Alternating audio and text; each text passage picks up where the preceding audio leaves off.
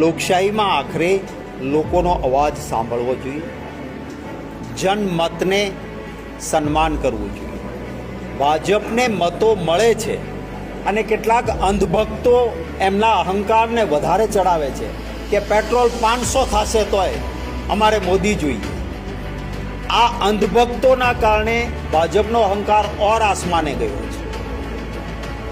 જે ધારાસભ્ય કે જે જનપ્રતિનિધિ, હું તો કહું છું પદ પર પણ ના હોય, પણ એક વ્યક્તિનો અવાજ ઉઠ્યો, તો રામના નામે આ મત લેનારાઓને મારે કહેવું છે કે ભગવાન શ્રી રામ વેશ પલટો કરીને ઝૂંપડે ઝૂંપડે અવાજ સાંભળવા જતા હતા, એટલે રામ રાજ્ય વખણાય છે. તમે રામના નામે મત લો છો, પણ રામ રાજ્ય કેવું હતું એનું અનુકરણ કરો છો ખરા?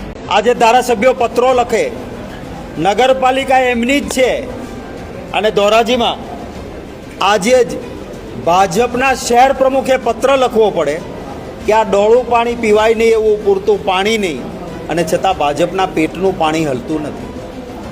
મીટરો મૂકવાતા ને, આ ચૂંટણી આવે એ પહેલાં કરી દેવાતા ને, લોકો પાસેથી મત લઈ લેવાના ને પછી કોયડા મારવાના છે તમારે. એડવાન્સ પૈસા શું કામ ભરે લોકો? પ્રીપેડ મીટર શા માટે? અને પ્રીપેડ મીટર મૂકો એટલે એના પર જીએસટી લાગે, એ એડવાન્સ ભરવો પડે.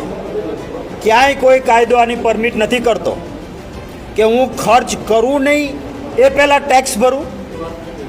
હું મારે આ કુર્તા લેવા જવો હોય, ખરીદ કરું ત્યારે જીએસટી લાગે, પણ મારે ભવિષ્યમાં કુર્તો ખરીદવાનો છે એટલે આજે જીએસટી ભરું. આવું ક્યાંય હોય ખરું? ભારતીય જનતા પાર્ટીના પ્રદેશ પ્રમુખે પહેલી વખત મેન્ડેટ પ્રથા કરી, દંડો ચલાવ્યો. કોંગ્રેસના કેટલાક સહકારી આગેવાનો કોંગ્રેસ છોડીને એટલે ગયા કે હવે મેન્ડેટ આવ્યો છે.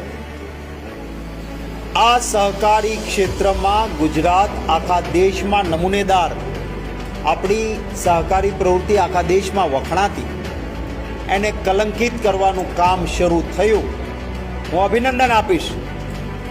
ભારતીય જનતા પાર્ટીમાં કેટલાકનો અંતરાત્મા જાગ્યો અને મેન્ડેટ બંધ કરવા પડે એવી મજબૂરી.